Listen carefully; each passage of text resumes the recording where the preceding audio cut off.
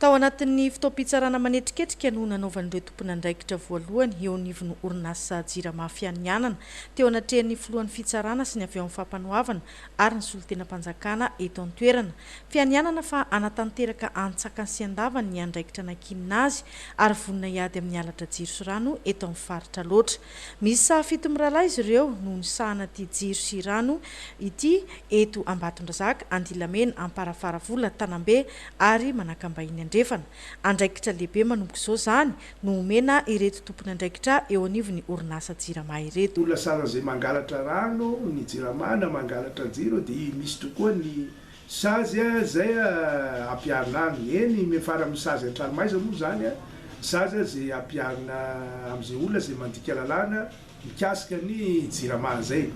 Io ny tsara ho fantatratsika fa mandrona miatsilany any ane tsika hoe mangalatra rano na mangalatra jiro satria mamono ny Jirama izay orinasa hany aloha hatramin'izao manome rano atsika, manome jiro atsika. Orinasa mbola iankina amin'ny fiainany rehetra ny orinasa Jirama eto Madagasikara. Isoroana ny fantiantoka lavareny ihany koa no anton'izao. Fa tena tsy azo angalarina, tsy azo lalaina fotsiny io jiro sy rano fa raha makan'io aloha dia halatra izay mampigatra izy io. Azo toriana ianao dia mampigatra ianao rehefa mandalo fitsarana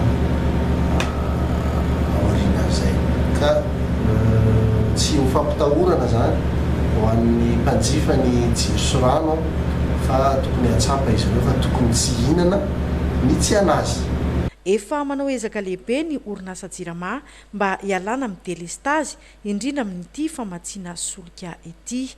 Mbola hisy moa ny fiofanana omena ireto tompony andraikitra eo anivon'ny orinasa Jirama izay navita fianianana ireto.